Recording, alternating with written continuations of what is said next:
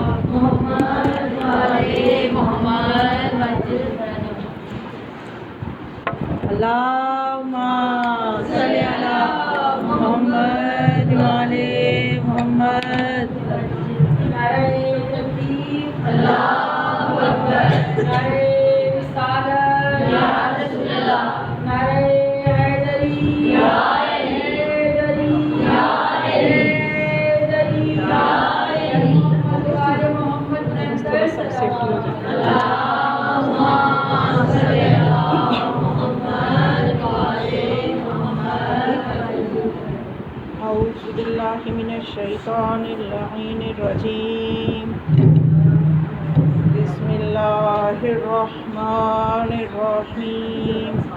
الحمد للہ الذی نور قلوبنا بنور الایمان وبصر عیوننا بضوء العرفان. ثم الصلاة والسلام علی رسول الرحمن. اللہم صلی علی محمد والے محمد. ثم الصلاة والسلام علی قاضی دینہ ومنفذ احکامہ ومروج الایمان. صلوات. اللہم صلی علی محمد والے محمد. الصلاة والسلام على باقي الأئمة الذين هم أمناء الرحمن بالخصوص على سيدنا ومولانا صاحب العصر والزمان. اللہم صلی علی محمد والے محمد. ولعنة الدائمة على أعدائهم أجمعين من يومنا هذا إلى يوم الدين. بسم اللہ الرحمن الرحیم. اطیعوا اللہ واطیعوا الرسول واولی الامر منکم. صلوات. اللہم صلی علی محمد والے محمد. جتنے بھی افراد ہیں امام موسیٰ کاظم علیہ السلام کی خوشنودی کے لیے بلند تر صلوات پڑھیں. اللہم صلی علی محمد والے محمد. زیارت کی مجلس ہے. اس مظلوم امام کا تابوت برآمد ہوگا کہ جس کا عالم غربت میں 3 دن جسر بغداد پر تابوت پڑا. اور باب الحوائج امام کی مجلس ہے. اور یقین کیجئے کہ یہ وہ امام ہیں کہ جو خاص طور پہ باب الحوائج کے لقب سے ملقب اس لیے کیے گئے کہ ان کے در سے کبھی کوئی خالی نہیں ہے. خاص طور پہ امام موسیٰ کاظم علیہ السلام کا واسطہ بیماریوں سے شفا کے لیے علماء لکھتے ہیں کہ ضرور دیا کریں. اب چونکہ زیارت کی مجلس ہے دعا رہ نہ جائے. باب الحوائج کا دروازہ ہو, ان کے نام کی مجلس ہو اور ہم کچھ مانگے بغیر چلے جائیں, ایسا ہونا نہیں چاہیے. اس لیے مل کے امام موسیٰ کاظم کا واسطہ دے کے آج اللہ سے ہم پہلے اپنی کچھ دعائیں پیش کرتے ہیں. آپ سب آمین کہیے گا کہ اے خدا تجھے اس مظلوم امام کا واسطہ کہ جو قید و بند میں زندگی گزارتا رہا, جس کی قید کو دشمن بدلتا رہا, سخت سے سخت قید جو دربان تھے ان کے حوالے امام کو کیا جاتا رہا. تو یہ اس معصوم امام کا واسطہ جتنی مومنات یہاں موجود ہیں اور جتنے ہمارے گھروں میں جتنے ہمارے مریض ہیں اور جتنے یہاں پہ, ہم سب کی بیماریوں کو دور کر دیں, ہم سب کو شفا یابی عطا فرمائے. اور بانیان مجلس کی جتنی حاجات ہیں خاص طور پہ مونا صاحبہ کے والدین کو صحت و تندرستی عطا فرمائے. بزرگوں کی برکت, ان کا سایہ سروں پہ تادیر قائم رہے. جس جس کے گھر میں بزرگ ہیں خداوند متعال سب کے بزرگوں کا سایہ تادیر قائم رکھے. اور یا پاک پروردگار محمد والے محمد کا صدقہ باب الحوائج امام کا واسطہ کہ ہماری وہ حاجات جو ہم لبوں پہ نہیں لا سکتے تو جانتا ہے, تو علیم کی ذات الصدور ہے, سینوں کے راز جانتا ہے, ہماری ان حاجات کو بھی پورا کر دے. ہماری تمام حاجات سے بڑھ کے ہماری جو سب سے بڑی اس وقت حاجت اور مشکل ہے وہ ہمارے امام کی غیبت ہے.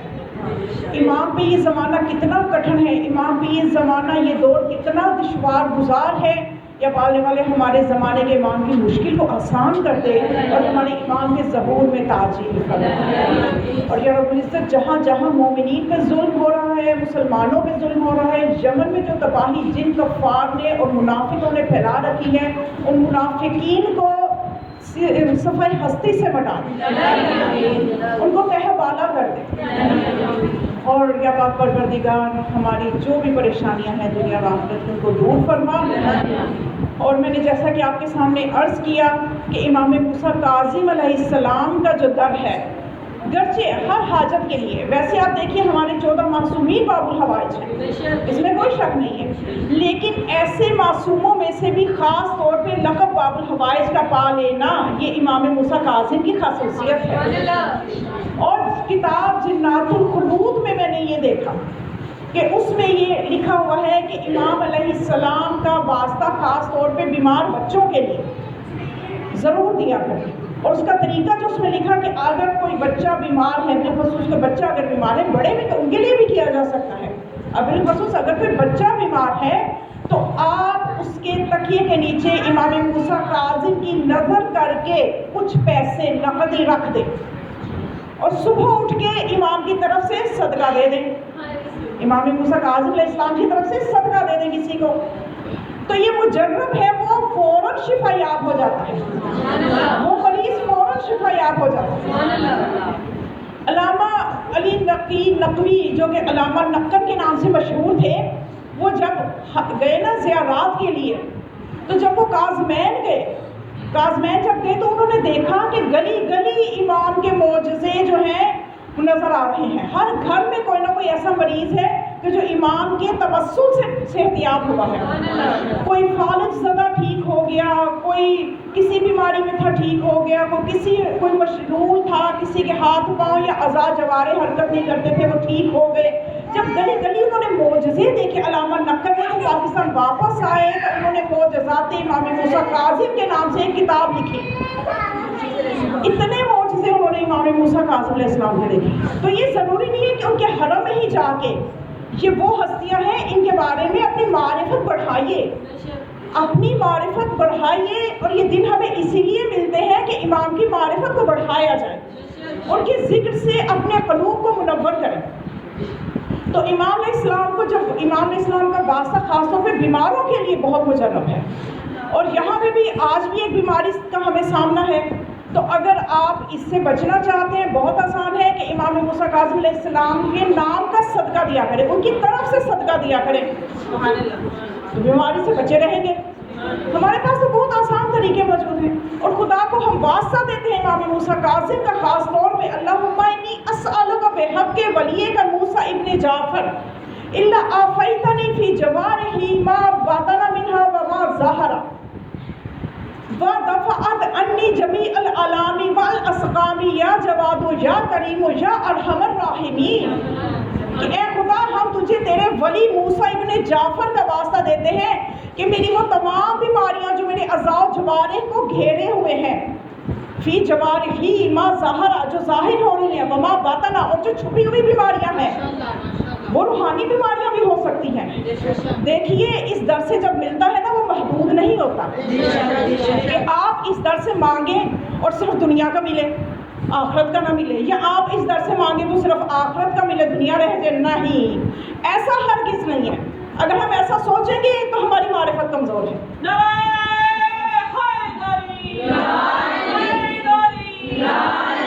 امام موسیٰ کاظم ابن جعفر کی ذات پر بلند سے بلند تر صلوات۔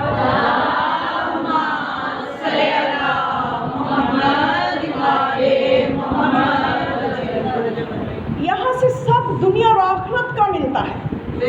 یہ جو وسیلہ میں نے آپ کو سنایا جو ہمارے تک پہنچا کہ اس طرح سے دعا کریں، اس طرح سے دعا کریں کہ اے خدا الا ما عفیتنی علی جوارحی ما ظہر منہا وما بطنا، جو میری باطنی بیماریاں ہیں، جو میری ظاہری بیماریاں ہیں، میرے اعضاء جوارح پہ جو مسلط ہیں، ان سب کو تو دفع کر دے اور ان کو دور کر دے مجھ سے اپنے ولی کے صدقے سے۔ اے جواد، اے خدا تو جواد ہے، اور تیری صفت جواد کا مظہر امام موسیٰ کاظم علیہ السلام۔ اے خدا تو کریم ہے، تیری صفت کرم کا مظہر تیرے حجت موسیٰ کاظم ہے۔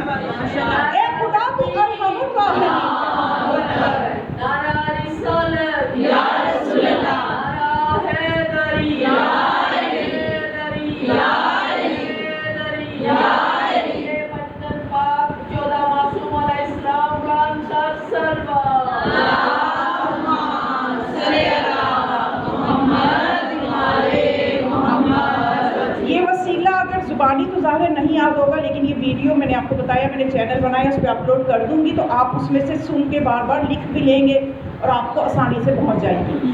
تو یہ وہ ہستیاں ہیں، یہ ہمارے لیے خزانہ ہیں۔ دیکھیے جو اسلام ہے نا، ساری دنیا کیا چاہتی ہے کہ ہم اسلام پہ عمل کریں۔ کیوں کریں؟ جنت میں چلے جائیں، بس اتنی سی بات۔ اسلام کس چیز کا نام ہے؟ اسلام خدا کہتا ہے، معصوم فرماتے ہیں کہ اسلام 3 چیزوں کی اتباع کا نام ہے: اتباع رسول، اتباع قرآن اور اتباع امام۔ یہ تینوں اتباعیں کر لو تو آپ کو سمجھ لیجئے کہ اسلام مل گیا، اسلام مل گیا تو جنت مل گئی، بس جنت ہی ہے نا، وہاں تک ہی جانا ہے۔ اچھا، اب یہ جو خدا اتباع رسول ہے، اس کے بارے میں ہمیں کیسے حکم دیتا ہے خدا قرآن میں؟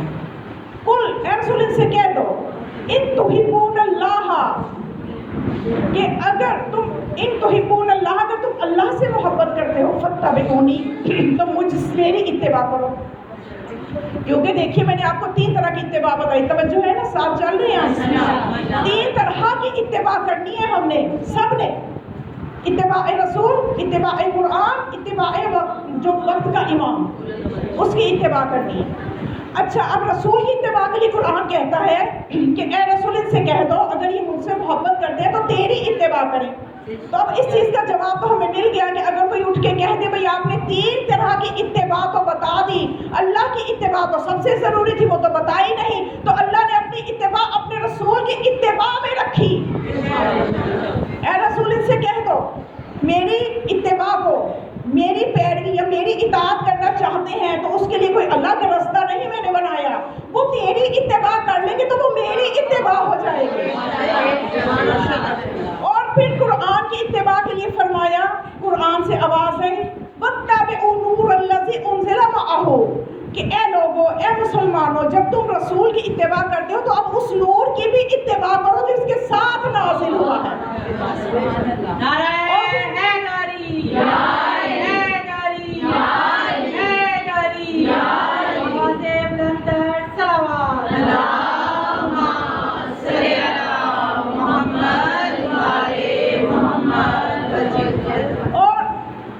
اماموں کی اتباع کے لیے اطیع اللہ و اطیع الرسول، اطاعت کرو اللہ کے اور اس کے رسول کی اور اولی الامر کی، ان کی اتباع کرو۔ اچھا، اب بڑی خوبصورت حدیث آپ کو ہدیہ کرنے والی، جتنی توجہ ہوگی اتنی ہی زیادہ معرفت کے ساتھ آپ کو سنیں گی تو اتنا ہی لطف بھی آئے گا۔ رسول خدا فرماتے ہیں من احبا، جو کوئی چاہتا ہے کہ وہ کس طرح کی زندگی گزارے، ان یحیا حیاتن تشبہ حیاتی، تشبہ حیات الانبیاء، کہ جو کوئی چاہتا ہے کہ انبیاء جیسی زندگی گزارے، سب چاہتے ہیں، جو کوئی چاہتا ہے کہ انبیاء جیسی زندگی گزارے، وَيَمُوتُ مِيتَةً تَشَبَّهُ مِيتَةَ الشُّهَدَاء، اور اس کو ایسی موت ہے جیسی شہداء کو موت آتی ہے، تو وہ کیا کرے؟ اور پھر اگر وہ چاہتا ہے کہ وہ اس جنت میں چلا جائے جس کو خدائے مہربان نے خود بنایا ہے، تو وہ کیا کرے؟ تو فرمایا یا علی، اسے چاہیے کہ وہ علی کی اور اس کے اوصیاء کی اتباع کرے۔ علی کی بادشاہی ہے، علی اس میں الہی ہے، علی کی بادشاہی ہے، علی اس میں الہی ہے، علی کے ساتھ میں تولا، امام کے ساتھ دل بولا، علی مولا، علی مولا، علی مولا، علی مولا، علی مولا، علی مولا، مدینے خود میں نبی مولا، علی مولا، علی مولا، میرا مشکل کشا مولا، علی مولا، علی مولا، میرا عاجز روا مولا، علی مولا، علی مولا، کرے منکر پکیر والا، علی مولا، علی مولا، رسول امام زمانہ بلند کر سلمان، اللہم صلی علی محمد محمد۔ اور جو چاہتا ہے کہ اس جنت میں جائے جسے خدائے مہربان نے بنایا ہے، تو اسے چاہیے کہ وہ علی اور اس کے اوصیاء کی اتباع کرے، ان کی ولایت کو مانے۔ اور پھر فرمایا، روایت آگے بڑھی کہ اے خدا وہ میری طینت سے ہیں، رسول فرماتے ہیں وہ اوصیاء میری طینت سے ہیں، ایک ہی طینت سے ایک ہی مٹی سے ہم خلق ہوئے ہیں. اور پھر فرمایا کہ اے خدا ان اوصیاء کو میرا علم اور فہم عطا فرما، اور جو ان کی مخالفت کرے، بہت سخت حکم ہے، جو ان کی مخالفت کرے اس کا ٹھکانہ جہنم ہے اور اس کو میری شفاعت نصیب نہ ہو، اس کو میری شفاعت نصیب نہ ہو. تو کیا اب دیکھیں کون ہے جو نہیں چاہتا کہ میں انبیاء جیسی زندگی گزاروں، مجھے شہداء جیسی موت آئے. فکریں ہی ختم ہو گئی نا، موت کی فکر بھی ختم ہو گئی، زندگی کی بھی ختم ہو گئی، آخرت کی بھی ختم ہو گئی، جنت بھی مل جائے. تو کرنا کیا ہے کہ علی اور جو علی کی اولاد سے ان کے فرزند ہیں ان کی ولایت کو سمجھنا ہے. تو رسول فرماتے ہیں جو نہیں سمجھے گا، جو مخالفت کرے گا، اس کے لیے ہلاکت ہے، اس کو شفاعت بھی نہیں ملے گی. تو بس ہم یہ احادیث بہت ہیں اس طرح کی جو ممبر سے پہنچائی اور سنائی جاتی ہیں، لیکن میرا کچھ انداز مختلف ہے. میں تھوڑا سا ہٹ کے کسی اور وادی میں لے کے جانا چاہتی ہوں کہ 7ویں امام کی مجلس ہو کہ جس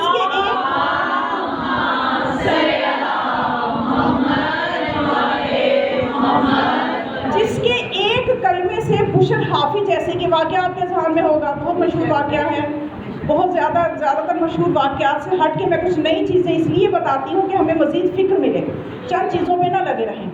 ایک جملے سے بشر حافظ کی ہدایت ہو گئی تھی نا، تو اس امام کی مجلس ہو اور ہم منقلب ہوئے بغیر چلے جائیں، ہم جیسے تھے ویسے اٹھ کے چلے جائیں، تو نہ تو ممبر کا مقصد، نہ ممبر کا حق ادا ہوا، نہ کروانے والے کو کچھ ملا، نہ آنے والوں کو کچھ مل سکا. جب کچھ تبدیل ہی نہیں ہونا، تو جس شہزادے کی مجلس ہے، جس ولایت کے تاجدار کی مجلس ہے، تو میں چاہتی ہوں کچھ انقلاب آ جائے طبیعتوں میں، ایسا انقلاب آ جائے، ایسا انقلاب آ جائے کہ مولا وقت ہم سے راضی ہو جائے، کروانے والے کو اجر مل جائے، آنے والے کو صلہ مل جائے.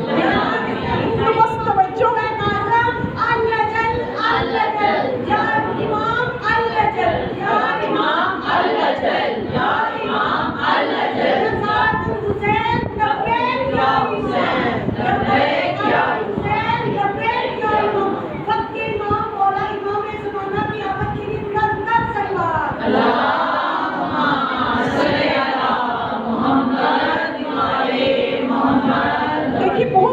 سی بات ہے جسے میں بیان کرنے کی جسارت کر رہی ہوں. ماشاء اللہ سے آپ کا شوق اور شعور دیکھتے ہوئے یہ جرات کر رہی ہوں. اب یہ میں نے حدیث آپ کے سامنے پڑھی، اس طرح کی بہت سی احادیث آپ کو سننے کو ملتی ہیں کہ محبت اہل بیت میں گزرا ہوا ایک دن 1 سال کی عبادت سے افضل ہے. سب کچھ آپ سنتے ہیں. اچھا اب ایک چیز جو میں آپ کو بتانا چاہتی ہوں، اس حدیث میں رسول فرماتے ہیں جنہوں نے میرے ان اوصیاء کی مخالفت کی ان کو نہ تو میری شفاعت ملے گی، ان کا ٹھکانہ جہنم ہے. اب جب اس طرح کی حدیثیں سنتے ہیں بڑے خوش ہو جاتے ہیں کہ شکر ہے ہم تو 12 اماموں کو مانتے ہیں، شکر ہے ہم تو 14 معصوموں کو مانتے ہیں، شکر ہے ہم ان کے دن مناتے ہیں. لیکن مومنات بات یہی ختم نہیں ہوتی، یہ بات اتنی آسان نہیں ہے. رسول فرمانے جس نے مخالفت کی، ہم سوچتے شکر ہے ہم تو مخالفت نہیں کر رہے، بس تھوڑا سا توجہ کرنی ہے. مخالفت 2 طرح کی ہوتی ہے جو میں نے نتیجہ نکالا ہے، جو میں نے غور و فکر کیا وہ آپ کو ہدیہ کر رہی ہوں. ایک مخالفت ہوتی ہے عقیدے کے اعتبار سے، ایک مخالفت ہوتی ہے عمل کے اعتبار سے. اب عقیدے والی مخالفت تو الحمدللہ ہم نہیں کر رہے، لیکن ذرا غور کرنا ہے کہ ہمارا عمل کیسا ہے. کہیں ہم عمل کے میدان میں تو نہیں مخالف بن کے کھڑے ہوئے کہ عقیدے کے اعتبار سے خوش ہو کے چلے جائیں، اور عقیدہ عمل کے بغیر کچھ بھی نہیں ہے. ایمان و عمل ہی سے تو عقیدہ بنتا ہے. تو بس یہ تھوڑی سی روشنی میں جو ڈالنا پڑی امام موسیٰ کاظم کی سیرت پہ، کہ ان کی سیرت بیان کی جانی چاہیے. ہم کسی امام کی سیرت بیان نہیں کرتے، ہم زیادہ تر دفاع ان کی امامت کو ثابت کرتے ہیں، ان کے معجزات، ان کے اس طرح کے جو فضائل ہیں ان میں، وہ بھی ضروری ہے. لیکن جو اس وقت مجھے محسوس ہوتا ہے میں اپنے ممبر سے اسی چیز کو ہی بیان کرنے کی کوشش کرتی ہوں، اس وقت ان کی سیرت کی ضرورت ہے. دیکھیے امام کی سیرت کے پہلوؤں پہ غور کرنے کی ضرورت ہے. کہیں ہم مخالفت کے میدان میں عمل کے اعتبار سے تو نہیں کھڑے، کہیں ہم عملاً تو امام کی مخالفت نہیں کر رہے. تھوڑا سا غور کیجئے. چلیے آج امام کی عبادت کو دیکھتے ہیں. امام کی شخصیت کا جو ایک خاص پہلو ہے امام کی عبادت، اور امام کی عبادت کیسی عبادت؟ پرخلوص عبادت. امام کی عبادت کا جو خلوص ہے اس کو سمجھنا ہے آپ نے. یہ بہت لطیف چیزیں ہیں، لیکن میں نے کہا نا، میں نے آپ کے شور کو دیکھتے ہوئے فیصلہ کیا کہ میں بتا دوں. امام کی عبادت کا خلوص دیکھنا ہے ہم نے کہ امام کی عبادت کا خلوص کیا ہے. امام علیہ السلام ایک دعا کیا کرتے تھے، یہ خاص طور پہ 7ویں امام کی خصوصیت ہے. 7ویں امام ہی یہ دعا کیا کرتے تھے، اور وہ دعا کیا تھی؟ دعا یہ تھی اللہم انک تعلم انی اسألک ان تفرغنی لعبادتک وقد فعلت فلک الحمد. اے خدا تو جانتا ہے کہ میں تیرے سے سوال کیا کرتا تھا کہ مجھے اپنی عبادت کے لیے فارغ کر دے، اور تو نے یہ کام کر دیا، اس کے لیے تیری حمد و ثنا ہے، اس کے لیے تیری حمد و ثنا ہے. اب آپ نے فکر کو آگے لے کے جاؤں کہ دنیا والے ان کو سمجھے ہی نہیں ہے، سمجھے ہی نہیں ہے قسم خدا، نہ اپنے سمجھے ہیں نہ دوسرے سمجھے ہیں. یہ سب سے بڑی مظلومیت ہے آل محمد کی. حضرت یونس کی دعا سورہ صفات سے میں حوالہ دے، سورہ صفات میں موجود ہے. حضرت یونس ایک دعا کیا کرتے تھے. میں آپ کو ایک بہت لطیف چیز ہدیہ کرنا چاہتی ہوں اگر آپ کی توجہ رہے تو. سورہ صفات میں اللہ کیا فرماتا ہے حضرت یونس کے لیے؟ یہ فرماتا ہے فلولا انہ کان من المسبحین للبث فی بطنہ الی یوم یبعثون، کہ اگر یونس مچھلی کے پیٹ میں عبادت نہ کرتا تو وہ ہمیشہ قیامت تک مچھلی کے پیٹ میں رہتا. تو میں کہتی ہوں جو یونس ہے وہ آزمائش سے نکلنے کے لیے دعا کرتا رہا، عبادت کرتا رہا، تو آزمائش سے نکلنے کے لیے جو فخر یونس ہے وہ آزمائش میں مبتلا رہ کے، اب آزمائش میں مبتلا رہ کے اللہ کی عبادت پہ شکر کر رہا ہے. نام سمجھیے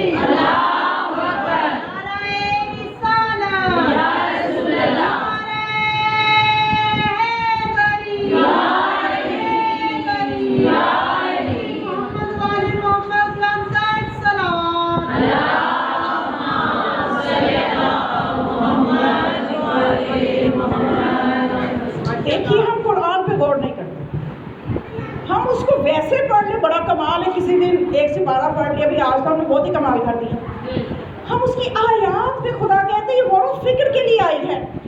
میں جب اس آیت کو پڑھ رہی تھی، یہ سورہ پڑھ رہی تھی، جب اس آیت پہ پہنچی تو میری یہ فکر پیدا ہوئی کہ اے خدا یونس کے لیے تو یہ کہہ رہا ہے کہ اگر یونس تسبیح نہ کرتے وَلَوْلَا أَنَّهُ كَانَ مِنَ الْمُسَبِّحِينَ، اگر یونس تسبیح کرنے والوں میں سے نہ ہوتا.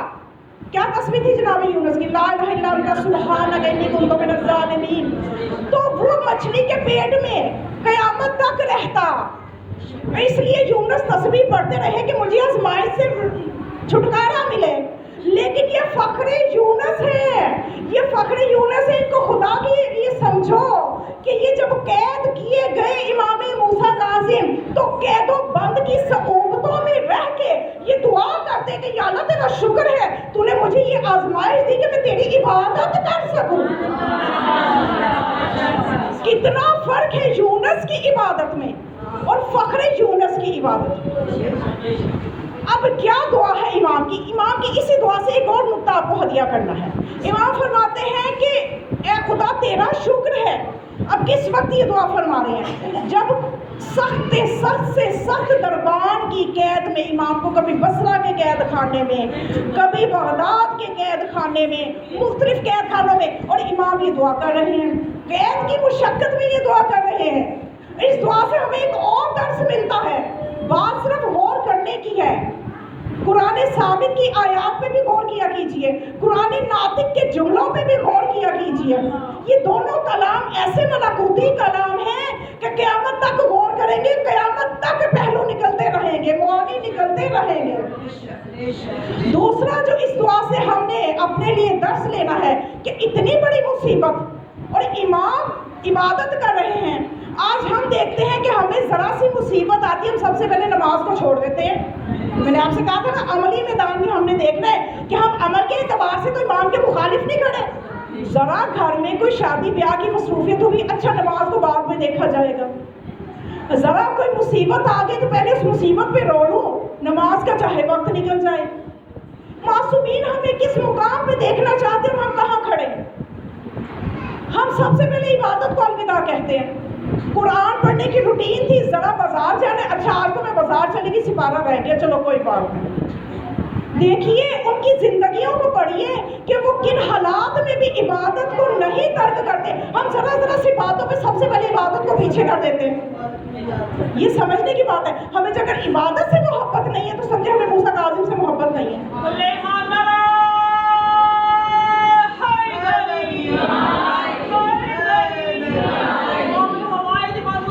کی ذات پر بلند تر صلوات.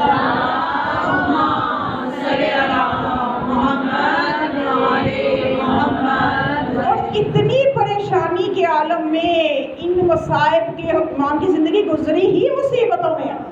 اب زیادہ تفصیلات 1 گھنٹے کی مجلس میں تو نہیں میں بتا سکتی. اب امام اتنی مصیبت میں ہے اور دعا کیا کرتے ہیں, یا اللہ تیرا شکر ہے. ہم مصیبت میں سب سے پہلے شکوہ کرتے ہیں کہ یا اللہ مجھے کس مصیبت میں ڈال دیا, یا اللہ مجھے کس آزمائش میں ڈال دیا.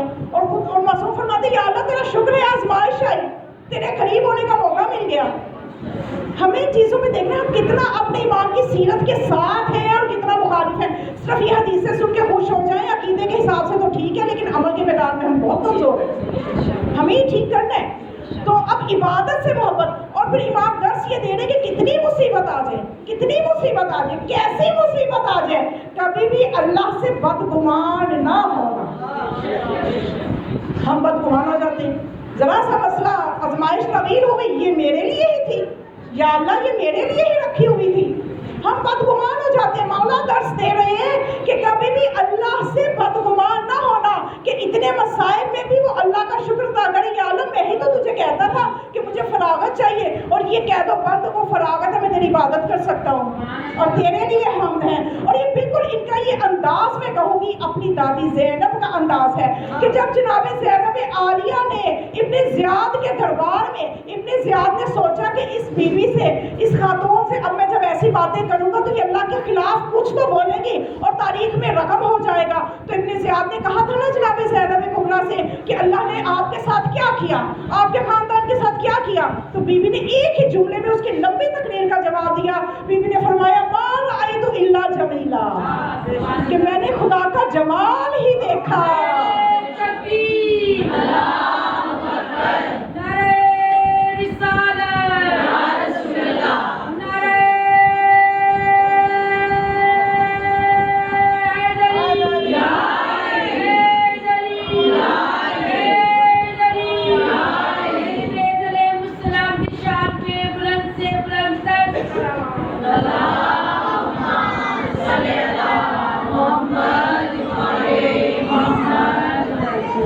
امام کی جب اطاعت کا یہ عالم ہے تو پھر تصرفات الہی کی بارش کیوں نہ ہو, اختیارات کیوں نہ ملے. جتنی خدا کی اطاعت بڑھتی ہے اتنا ہی اللہ کا کرم ہوتا ہے.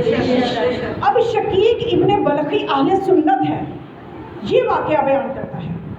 کیا وہ بیان کرتا ہے, کہتا ہے کہ میں نے ایک مرتبہ دیکھا, حج کے ارادے سے میں نکلا, حج کے ارادے سے میں نکلا. اب اس واقعہ کو سننے کے بعد آپ کو کیا ملنے والا ہے, میں نے اس لیے بتا رہی ہوں کہ واقعہ کو غور سے سننا ہے. آپ کو امام کی امامت کی دلیل بھی ملے گی اور امام کے تصرفات بھی پتہ چلیں گے.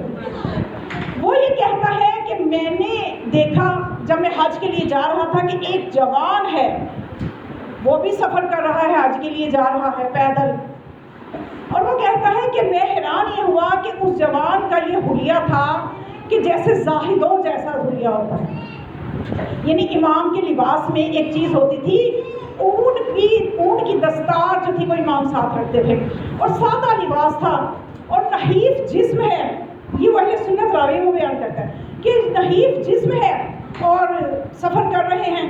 تو وہ کہتا ہے کہ میں نے یہ سوچا کہ اس جوان کو, ابھی جوانی ہے, کتنی عمر ہوگی امام کی, یہ جو واقعہ ہے نا, کیونکہ امام کی عمر اس وقت 21 سال تھی.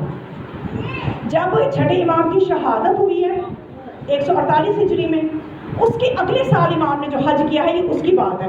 اور جب ان کے بابا کی شہادت ہوئی اس وقت امام کی عمر تھی 20 سال. توجہ ہے, 128 ہجری میں امام پیدا ہوئے تھے, تو امام کی عمر کتنی ہوئی, 20 سال ہوئی نا. تو ابھی اگلے سال کر رہے ہیں تو 21 سال کے ہیں, جوانی ہے, بالکل نوجوان ہے. تو وہ جو ہے نا وہ شخص وہ کہتا ہے کہ میں جا کے اس نوجوان کو ذرا ہدایت کروں کہ زاہد ہونے کا یہ مطلب نہیں ہے کہ دنیا کو بالکل چھوڑ دو, راہبوں کی طرح رہو. اب اسے پتہ نہیں ہے کہ ہدایت کرنے کسے جا رہا ہے. کہ میں جا کے جوان کو سمجھاتا ہوں کہ زاہد ہونے کا یہ مطلب نہیں ہے کہ دوسروں کے لیے بوجھ بن جاؤ. کوئی کاروبار بھی کرنا چاہیے, کوئی زندگی کی بھی فکر کرنی چاہیے, اپنا بوجھ خود اٹھانا چاہیے. اور وہ کہتا ہے کہ میں ابھی میں اس شخص کے, اس جوان کے نزدیک بھی نہیں گیا, اور جو ہی میں نزدیک پہنچا اور زبان کھولنے ہی لگا تھا کہ اس سے پہلے ہی اس جوان نے قرآن کی آیت تلاوت کر دی اور میرا نام لے کے تلاوت کی کہ یبنا شقیق, اے شقیق کے بیٹے, استانبو زنہ انا کثیر الظن لا یغنی من الحق شیئا, کہ تو گمان نہ کر کسی کے بارے میں. اکثر جو بدگمانیاں ہوتی ہیں وہ حق سے دور ہوتی ہیں, حق کے نزدیک نہیں کرتی. تو یہ حیران ہو گیا کہ جو بات میں کرنے والا تھا انہوں نے مجھے اس کا آیت سے جواب دے دیا. وہ کہتا ہے کہ میں شرمندہ سا ہو گیا, اور کچھ دیر کے بعد سفر ہم نے آگے طے کیا تو میں نے دیکھا کہ یہی جوان عالم جوانی ہے اور یہ نماز پڑھ رہا ہے. اور نماز کے وقت حالت کیا ہے کہ میں نماز کا مشاہدہ کرنے لگ گیا کہ جسم لرزاں ہے, چہرے کی رنگت متغیر ہے. یہ امام کی عبادت کا عالم ہے. اور اسی لیے پتہ ہے ہمارے 7ویں امام کا ایک لقب ہے. وہ لقب کیا ہے؟ زین المتحجدین, کہ تہجد گزاروں کی زینت. یعنی یہ کس کے فرزند ہیں؟ زین العابدین کے. اور زین العابدین کی عبادت کو دیکھ کے محمد باقر نے کہا, جب اپنے بابا کو دیکھا نا اتنی عبادت کر رہے ہیں, تو فرمایا کہ اے میرے بابا آپ اتنی عبادت کر رہے ہیں. تو امام سجاد نے فرمایا تھا ذرا فلاں جو ہے دفتر وہ اٹھا کے لاؤ, فلاں رجسٹر دفتر اس کو کہتے ہیں نا فارسی میں, فلاں دفتر اٹھا کے لاؤ. جب وہ لائے تو امام زین العابدین نے کہا کہ دیکھو بیٹا میرے دادا علی کی عبادت کو دیکھو ذرا, ان کی عبادت کا کیا حال تھا, تو تم مجھے یہ کہہ رہے ہو کہ آپ اتنی عبادت. تو وہ اس کے فرزند ہیں امام موسیٰ کاظم, تو کیوں نہ لقب ملے زین المتحجدین, تہجد گزاروں کی زینت. تو وہ کہتا ہے, وہ راوی کہتا ہے کہ میں عبادت کو دیکھتا رہا اور میں حیران ہوا کہ یہ کوئی عام شخص نہیں ہے, یہ کوئی عارف ہے, یہ کوئی ابدال میں سے ہے. ابدال یہ وہ لوگ ہوتے ہیں, حدیث میں آیا ہے کہ کچھ اللہ نے ایسی مخلوق ایک بنائی ہے کہ اگر وہ نہ ہو تو زمین ختم ہو جائے. تو وہ ابدال میں سے ہے. وہ کہنے لگا میں سوچ رہا تھا کہ یہ ابدال میں سے ہے. اس کے بعد کہتے ہیں کہ میں نے دیکھا کہ جب سفر شروع ہوا تو یہ جوان اپنا بھی سامان اٹھاتا ہے, دوسروں کا بھی اٹھاتا ہے, عبادت بھی کرتا ہے. یعنی دیکھیے سفر میں ہر کسی کو نفسا نفسی ہوتی ہے. کہتے ہیں نا جس کو پہچاننا ہوگا کتنا آپ کا سگا ہے اس کے ساتھ سفر کر کے دیکھو تو آپ کو پتہ چل جائے گا, سفر نفسا نفسی ہوتی ہے. لیکن وہ کہتے ہیں کہ میں نے دیکھا کہ یہ جوان دوسروں کے کام بھی کر رہا ہے. اچھا وہ کہتے ہیں میں اور زیادہ متاثر ہوا, میں اور نزدیک ہو گیا اس جوان کے, کہ ایک جگہ ایسی آئی کہ میں نے دیکھا یہ کنویں سے پانی لینے لگا. ابھی تک اس کو پتہ نہیں ہے یہ کون ہے. یہ کنویں سے پانی لینے لگا تو وہ جو ڈول تھا, پیالہ تھا, وہ رسی سے ٹوٹ کے کنویں میں گر گیا. جب وہ کنویں میں گرا تو میں نے سوچا دیکھتا ہوں کہ اب یہ جوان کیا کرتا ہے. تو کہتے میں نے دیکھا کہ اس نے دستے دعا بلند کی ہے, اور دعا کیا مانگی کہ اے خدا جب میں پیاسا ہوتا ہوں تو تو مجھے سیراب کرتا ہے, جب میں بھوکا ہوتا ہوں تو مجھے کھلاتا ہے. تو ابھی دعا مکمل نہیں ہوئی تھی تو جیسے موسیٰ کے لیے پانی میں رستہ بنا, فخر موسیٰ کے لیے کنویں کا پانی اوپر آ گیا.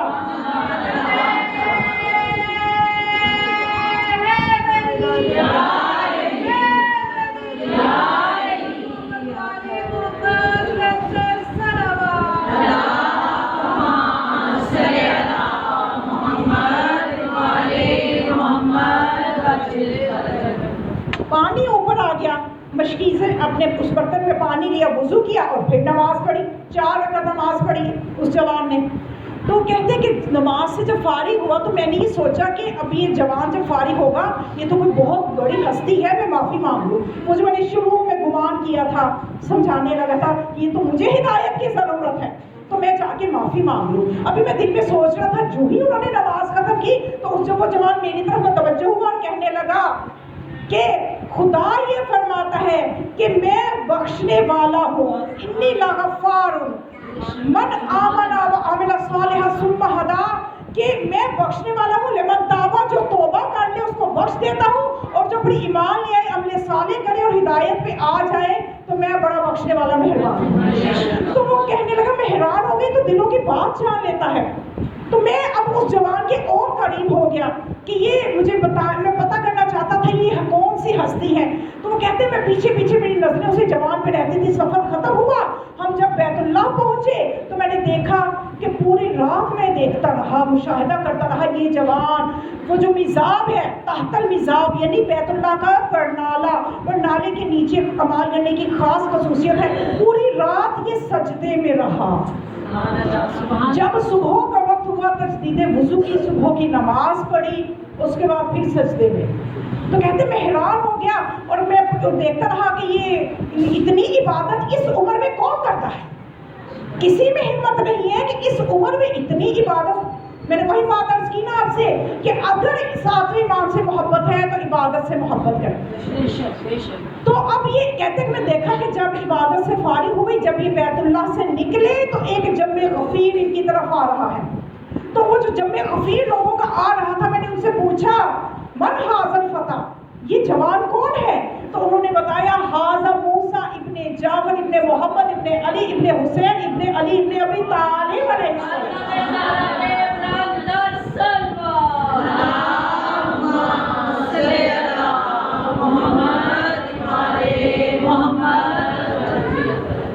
اب دیکھیے امام کی وہ حیران ہو گیا کہ واقعاً اسی در سے ہی ایسے خزانے, یعنی یہی وہ در اہل بیت ہے کہ جہاں پہ ایسے موتی ہوتے ہیں. تو اب یہ امام کی عبادت کو آپ نے اس واقعہ سے دیکھا, امام کے دیکھا آپ نے کہ امام علیہ السلام نے کس طرح سے اطاعت کی, کس منزل پہ ہے, کس منزل پہ ہے. اور اس منزل کے بعد بھی اتنی عبادت کر کے بھی میرا اور آپ کا ساتواں امام جو اکثر ان کی زبان مبارک پہ دعا رہتی تھی وہ کون سی تھی؟ آج میں یہ بھی آپ کو ہدیہ کر دوں, ایک اور چیز آپ کو پتہ چل جائے کہ ہمارے ساتویں امام اکثر جو دعا کیا کرتے تھے. اب آپ اس دعا کو جب سنیں گی تو اس وقت ہمیں احساس ہوگا کہ ہم کہاں کھڑے ہیں. امام اتنی عبادت کر کے, راویوں نے لکھا کہ امام کی زبان پہ اکثر جو دعا ہوتی تھی وہ یہ ہوتی تھی اللہم انی اسألک الراحۃ عند الموت والعفو عند الحساب. اے خدا موت کے وقت راحت دینا, اے خدا حساب کتاب کے وقت درگزر کرنا. اب سوچئے ہمیں کتنی ضرورت ہے. وہ امام اتنی عبادت اطاعت کی منزل پہ وہ ہر وقت یہ دعا کرے تو ہمیں کتنی ضرورت ہے اس دعا کی. ہم کہاں کھڑے ہیں, ہماری عبادتیں کہاں کھڑی ہیں. یہ وہ سیرت کا پہلو ہے امام کا کہ اتنی خدا کی اطاعت کے بعد بھی یہ دعا اکثر کیا کرتے تھے کہ اے خدا تیرے بندے کی طرف ہے عظم الذنب, اے خدا تیرے بندے کی طرف سے جو گناہ ہے وہ بہت عظیم ہے اور تیرا کرم بہت ہی کثیر ہے. یہ دعائیں ہوا کرتی تھی جو مولا کی زبان سے صادر اکثر ہوا کرتی تھی. تو یہ امام علیہ السلام کی مظلومیت ہے کہ ہم نے امام کی سیرت کو, ہماری تمام ائمہ کی سیرت کو ہم کم بیان کرتے ہیں.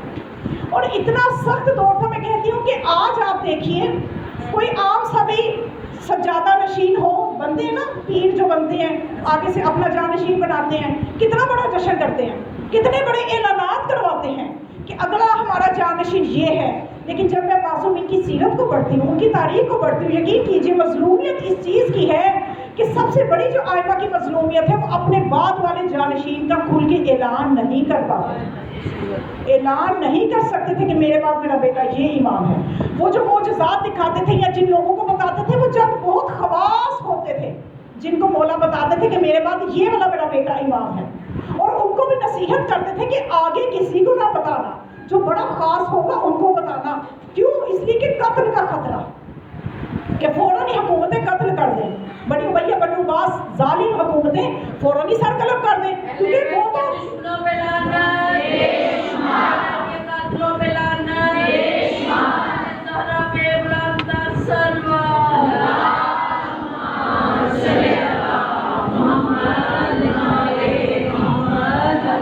وہ تو چاہتے نہیں ہیں کہ 12ویں کا ظہور ہو, اس لیے وہ تو چاہیں گے کہ یہیں سے سلسلہ ختم ہو جائے, چھٹے کے بعد 7واں ہی نہ آئے, 7ویں کے بعد 8واں ہی نہ آئے. اس لیے وہ ٹو میں رہتے تھے. لیکن خدا کے نور کو پھونکوں سے تو نہیں بجھایا جا سکتا. تو اب امام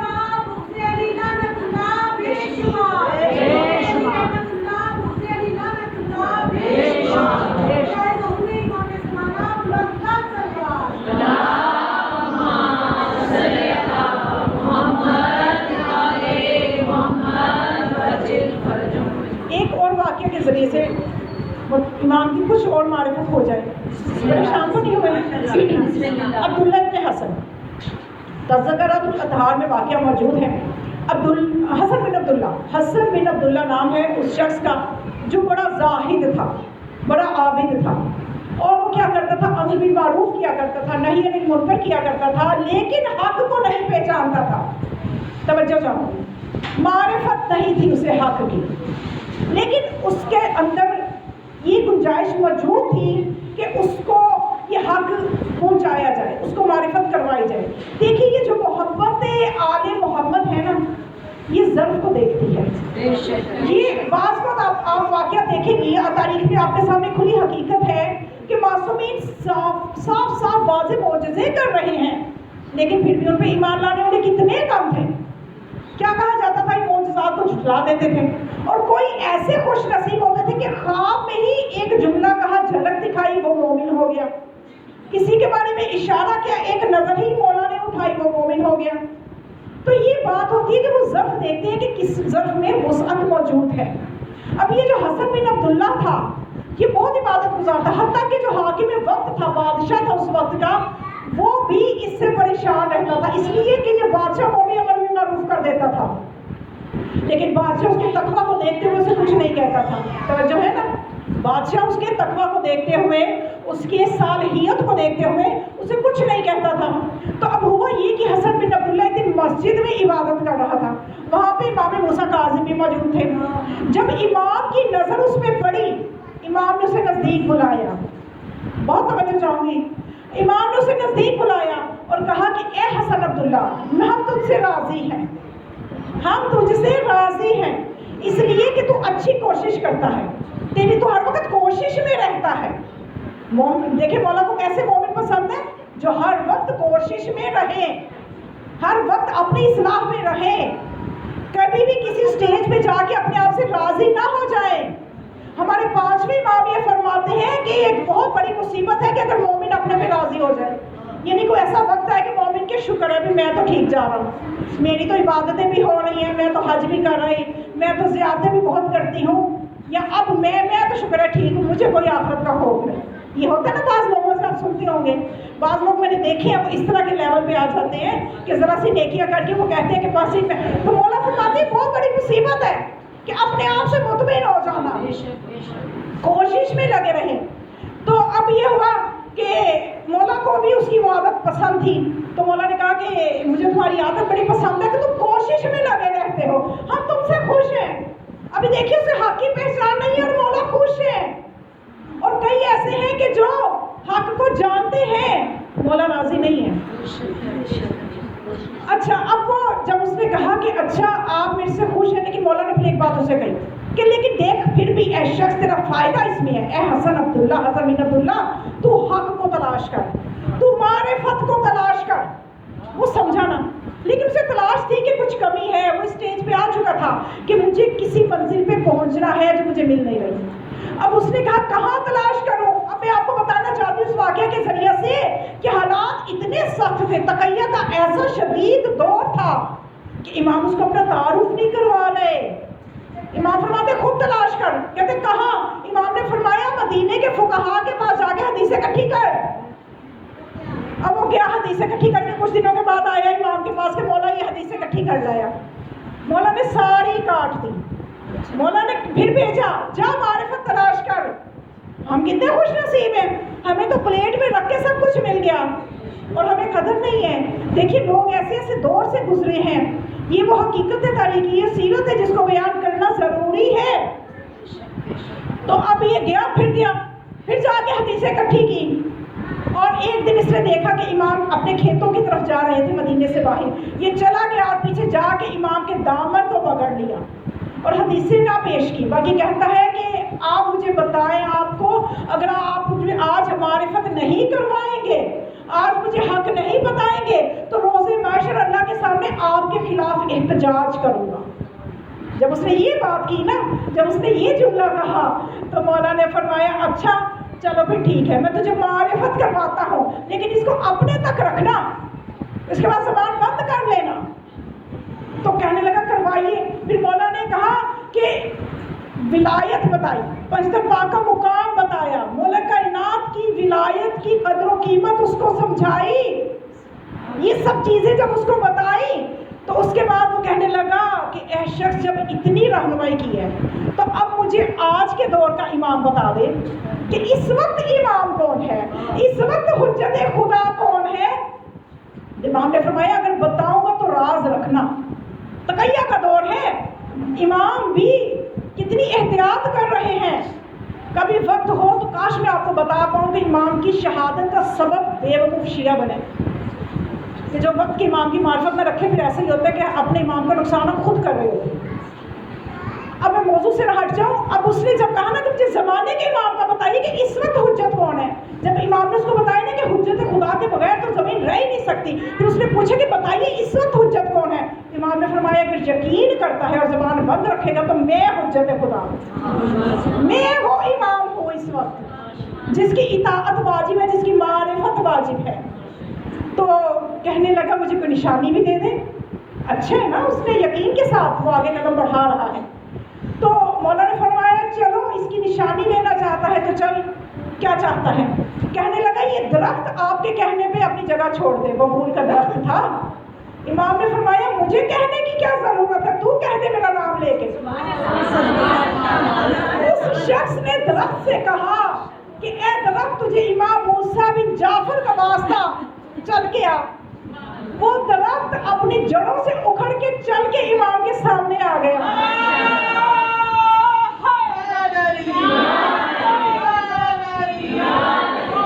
امام موسیٰ کاظم ابن جعفر کی ذات پر بلند تر صلوات۔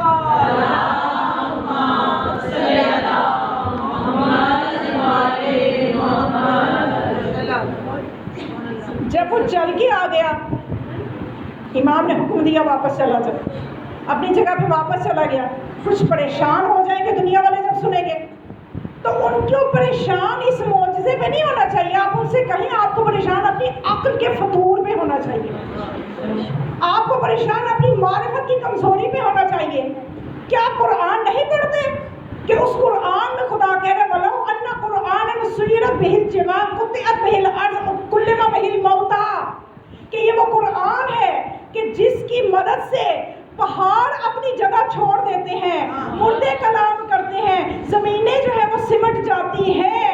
تو جب سامد قرآن سے یہ سب کچھ ہو جاتا ہے تو جو وارث قرآن ہوگا، جو ناطق قرآن ہوگا،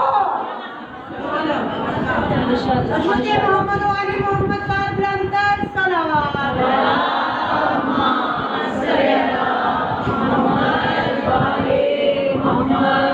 بات پریشان ہونے کی نہیں ہے، بات صرف سمجھنے کی ہے۔ تو اب جب اس نے یہ سارا کچھ دیکھ لیا تو اس نے کلمہ پڑھا، ولایت کا کلمہ پڑھا، پھر دوسرا توحید کا تو پڑھ ہی رہا تھا، اب اس نے کلمہ ولایت پڑھ لیا اور پھر اس کے بعد امام کے حکم کی ایسی اطاعت کی کہ اپنے گھر میں بند ہو گیا، کہیں میری زبان نہ کھل جائے، امام کے لیے خطرہ نہ بن جائے۔ تو یہ وہ امام ہے جن کی اطاعت کی یہ منزل ہے۔ بس اب میں تھوڑا سا وقت آپ کا اگر لے لوں، ایک پیغام ہے امام کی سیرت سے، ایک اور دے کے تو میں مسائل کی طرف آ جاؤں۔ پیغام بہت ضروری ہے، میں چاہتی ہوں کہ چلیں امام کا ذکر ہی کم کیا جاتا ہے باقی ائمہ کا، تو آج خوش نصیبی سے ہم ہیں۔ دیکھیے میں نے آپ کو شروع میں عرض کیا کہ رسول نے فرمایا کہ جو ان ائمہ کی مخالفت کرے گا، اور یہ مخالفت یہیں پہ رہ کے خوش نہ ہو جایا کریں کہ ہم تو نہیں مخالفت کر رہے، بھائی عقیدے میں تو ہم واقعی نہیں کر رہے لیکن عمل کے میدان میں بہت کمزور ہیں۔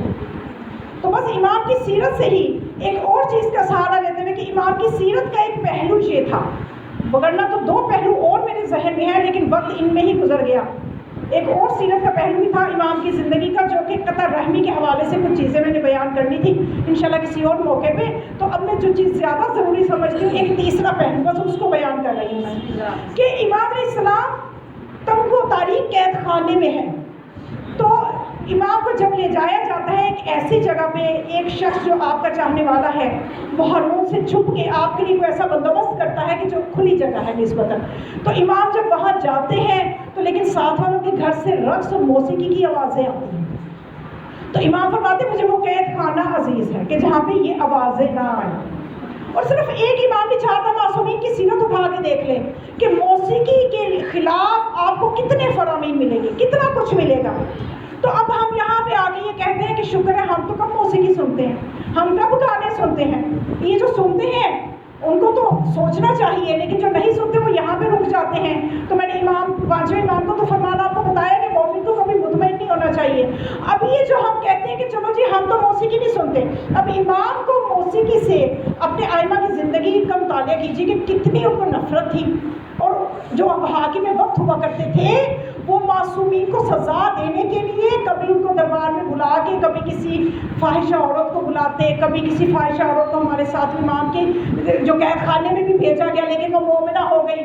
یعنی جو حاکم وقت تھے وہ یہ سمجھتے تھے کہ ان کو اذیت کیسے دی جا سکتی ہے، ٹھیک ہے نا، کیونکہ وہ منافق تھے نا، وہ تو اذیت دینا چاہتے تھے، ہم تو اذیت نہیں دینا چاہتے، ہم تو نہیں اذیت دینا چاہتے نا اپنے امام کو۔ تو پھر ہم ان چیزوں کو اپنی زندگی میں کیوں لا رہے ہیں؟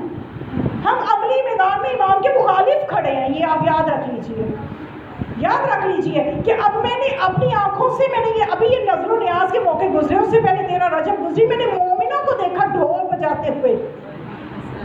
دیکھیے مومنات، 2 چیزیں ہیں آج یاد کر لیجئے کہ ایک ہوتا ہے لہو و لعب کے آلات، لہو و لعب کے آلات جیسا کہ گٹار، باجا، ڈھول، جتنی بھی اس طرح کی چیزیں ہیں، پیانو وغیرہ، ان کے اوپر اگر آپ ذکر خدا، ذکر معصوم بیان کرتے ہیں، بہت سی قوالیاں اور بہت سے قصیدے آ گئے ہیں نا میوزک پہ، ٹھیک ہے، تو تمام فقہا کا فتویٰ ہے کہ یہ حرام، اس میں کوئی شک کی گنجائش نہیں، کوئی گنجائش نہیں کہ آپ کہہ رہے ہیں جی ہم کسی کو منع کرو نا جی آپ کیا میوزک سنو، میوزک نہیں آؤ آپ بھی سنیے، تو علی کا نام لیا جا رہا ہے۔ تو پتہ نہیں روایات کیا بتاتی ہیں، جو سیدھا سادہ عام میوزک سنے اس کو جتنے زنا کا گناہ ہے اس سے ڈبل زنا کا گناہ جب معصوم کا نام اس موسیقی کے آلات پہ لیا جائے۔ منع کریں جو آپ کے ارد گرد لوگ ایسے کر رہے ہیں۔ اور دوسری چیز، اگر کسی کو منع کریں جی آپ یہ، ایک ہوتا ہے آلات کے اوپر ان ہستیوں کا نام لینا، ایک ہوتا ہے آپ آلات استعمال نہیں کر رہے، آپ کسی گانے کی طرز کو لے کے اس طرز کے اوپر آپ نے کوئی لوہا قصیدہ بنا لیا۔ اب اگر آپ کسی کو منع کریں کہ لو جی ہم نے کوئی آلات تھوڑی استعمال کریں، بھائی آلات نہیں کر رہے، طرز تو کر رہے ہو نا، 2 چیزیں ہیں، دونوں سے بچیں۔ میں اس لیے وضاحت کر رہی ہوں کہ ایک دفعہ یہ ہوتا ہے کہ آلات کے اوپر کوئی حمد سیٹ کر دی، کوئی نعت سیٹ کر دی، کوئی قصیدہ سیٹ کر دیا، جی ہم بہت بڑی عبادت کر رہے ہیں، یہ نہیں پتا اپنے لیے جہنم خرید رہے ہیں۔ اور دوسری طرف آپ نے موسیقی کے آلات ہی سیٹ کیا، آپ نے شاعری ایسی ہے کہ اس میں آپ نے گانے کی طرز کے اوپر، اچھا پھر بڑے رستے شیطان دکھاتا ہے، وہ جی آپ ایسا کریں، آپ کو اگر یہ لگ رہا ہے نا گانے کی طرز پہ، آپ گانے کی توجہ نہ دیں، آپ اس پہ توجہ رکھیں۔ بھائی اس پہ توجہ رکھیں بھی تو حرام ہے۔ یہ بالکل ایسے ہی، میں آپ کو سادہ سی مثال دوں کہ آپ کا دل کرے میں عبادت کروں، میں 5 دن پا کے نام لکھوں، شراب کے ساتھ نام لکھنا شروع کر دیں، چاہیں گے لکھنا؟ یہ وہ مثال ہے جو تمثیل ہے جو میرے ذہن میں آئی ہے کہ میں کیسے بات کو سمیٹوں، سمیٹنا چاہیں تو ایسے سمیٹوں۔ تو بس خدا را آنے والے فتنوں کو سمجھیں، زمانے کے شیطان کے فتنوں کو سمجھیں۔ معصومین کے ایام رکھنے کا مقصد ہی یہی ہوتا ہے، یہ مقصد نہیں ہوتا آئیں اور بس چند فضائل معجزات سنیں اور چند مصائب، گرچہ یہ ضروری ہے، ایسا نہ ہو کوئی اور مسئلہ آپ سمجھیں، یہ ضروری ہے، لیکن جو مقصد منبر ہے وہ ہدایت ہے، وہ بیداری ہے، وہ شیطان کی چالاکیوں کو سمجھنا ہے۔ تو بس مومنات، یہ وہ پیغامات ہیں جو امام موسیٰ کاظم کی سیرت سے میں آپ تک پہنچانا چاہتی ہوں۔ ان چیزوں کو خدا را سمجھیں، کیونکہ دیکھیے جب ایک مجلس قبولیت کا درجہ نہیں نہ پاتی تو اس میں قصوروار 3 ہی ہوتے ہیں، یا پڑھنے والا قصوروار ہے، اس کی نیت خراب ہے، اس کی نیت کسی اور چیز پہ ہے، پتہ نہیں جس پہ بھی ہو، یا سننے والوں کی نیت خراب ہے کہ بس جا رہے ہیں اپنی ہی دنیاوی مشکلات لے کے، اچھا باب الحوائج کی مجلس میں جائیں ذرا اپنی پریشانیاں دور کر لیں، یہ بھی نیت خالص نہ ہو، یہ تو آپ اپنی پریشانیاں لے کے آئے، مولا کی محبت میں تو نہیں آئے، آپ آئے مولا کی محبت میں، اور یقین کریں وہ دلوں کی جانتے ہیں، وہ اس محبت میں آپ کی پریشانیاں دور کر دیں گے۔ تو ہمیں کیا ضرورت ہے اپنا لیول لو کرنے کی کہ ہم اپنی پریشانیاں اٹھا کے آ جائیں؟ آپ مولا کی محبت میں، آپ بھی زہرا کی محبت میں آئیں، یا پھر مجلس قبول نہیں ہوتی تو بانیان کی نیت خراب ہوتی ہے، پھر شہرت، ریاکاری، کچھ بھی چیزیں. تو قصوروار یہ تینوں، یہ ٹرائنگل آپ بنا لیں، اسی میں ہی کوئی نہ کوئی قصوروار ہوتا ہے.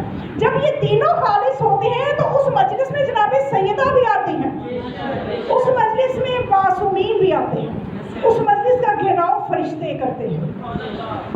تو میں امید کرتی ہوں انشاءاللہ، مجھے یقین ہے کروانے والے بھی مخلص ہیں، آنے والے بھی مخلص ہیں، میری نیت کو بھی اللہ جانتا ہے. خدا ہم سب کا یہاں آنا قبول فرمائے. اور آج ہم نے جناب سیدہ کو ان کے فرزند امام موسیٰ کاظم کی مظلومیت کا ورثہ دیا.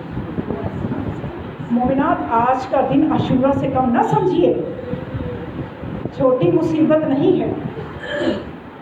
دیکھیے جو ہمارے امام ہیں ان کا اصل وطن ہے مدینہ، اور مدینے سے باہر ہم غریب الغرباء کہتے ہیں نا اپنے 8ویں امام کو. میں کہتی ہوں جو بھی امام مدینے سے باہر ہے وہ غریب الغرباء ہی ہے. بہت مظلوم ہے میرے اور آپ کے امام.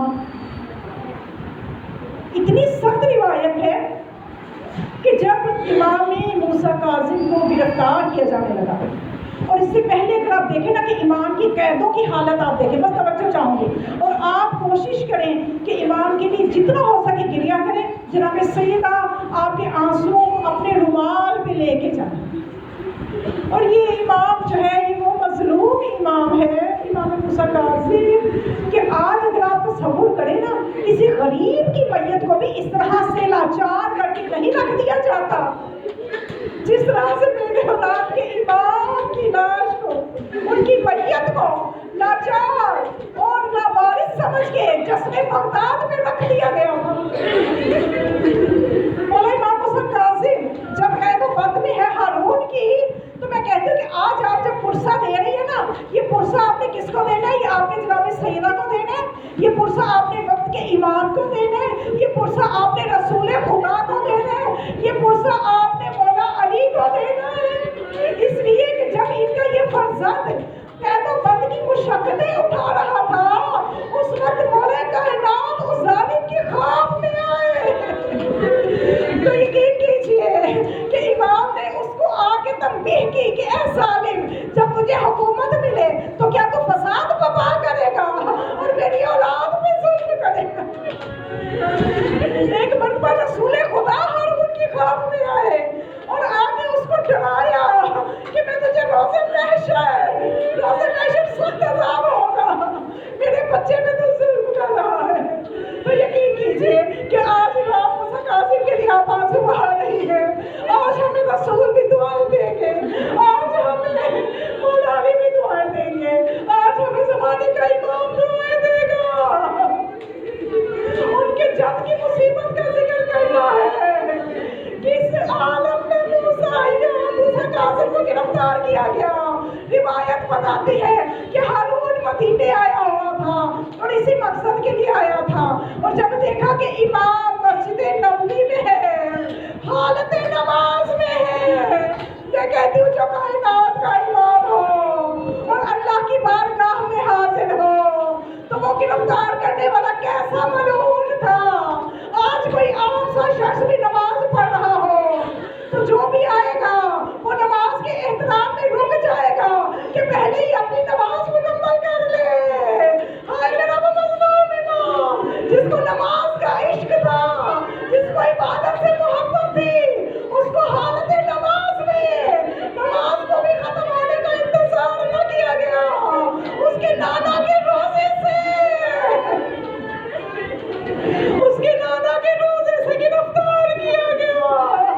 اور جب گرفتار کر کے لے جانے لگا تو امام نے 3 دفعہ مڑ کے اپنے نانا کی قبر کو دیکھا. ممکن ہے میرے امام کو اپنے جد حسین کا اپنے نانا کے روزے سے فدا ہونا یاد آ گیا ہو کہ کس طرح سے حسین نے نانا کی قبر سے جدا ہوئے تھے، کس طرح سے حسین نے نانا کی قبر کو چھوڑا تھا. اپنے آبائی وطن سے سب کو محبت ہوتی ہے، وہی محبت امام موسیٰ کاظم کو بھی تھی. اور یہ 7 ذی الحج کا دن تھا. تو مومنات 7 ذی الحج کے بعد 10 ذی الحج آئے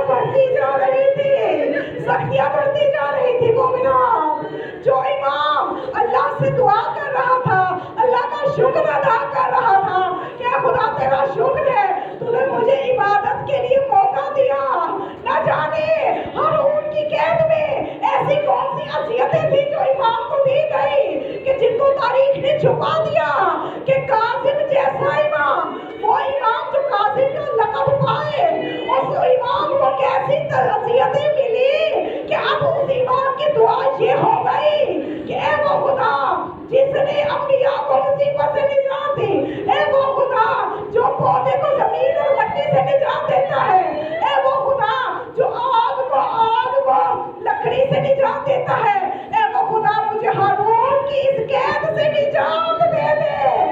تو میں کہوں گی امام کا یہ دعا کرنا اپنی دادی زہرا کی طرح سے ہے۔ جناب سیدہ نے بھی جوانی میں موت کو طلب کیا، جب جناب سیدہ نے اپنے ننھے بچوں کو بٹھایا اور کہا کہ اے بچوں تمہاری ماں ایک دعا کرے گی اور تم آمین کہنا۔ بچوں نے سوچا کہ شاید ماں ہماری اپنی صحت یابی کے لیے دعا کرے گی، لیکن جب ماں نے کہا نا کہ اے خدا مجھے اٹھا لے، ان بچوں نے کس طرح آمین کہا ہوگا۔ نہ جانے جناب سیدہ کو کتنی تکلیفیں پہنچی اور نہ جانے ہمارے ساتھ میں امام کو کتنی تکلیفیں پہنچی۔ مومنہ آپ نے ایک روایت سنی ہوگی نا کہ امام کو زہر دیا گیا تھا کھجوروں سے، صدیق بن شاہد کی قید خانہ میں، جو کہ مسلمان نہیں تھا، جو کہ یہودی تھا، اور اس کو ہارون نے یہ زہر بھجوایا تھا کہ یہ موسیٰ کاظم کو دو، تو اس ملعون نے امام تک یہ زہر پہنچایا تھا۔ تو اب امام موسیٰ کاظم کے بارے میں ایک روایت اور بتاؤ۔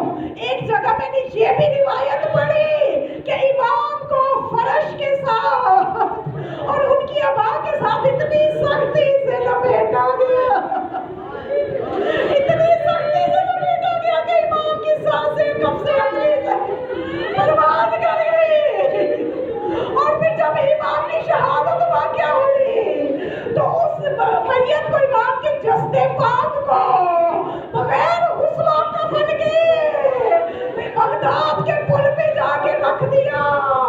جب بغداد کے پل پہ رکھا تو جو اعلان کیا گیا وہ اتنا مظلومانہ اعلان تھا کہ فرزند زہرا کے لیے کہا گیا کہ آ جاؤ، یہ رافضیوں کے امام کا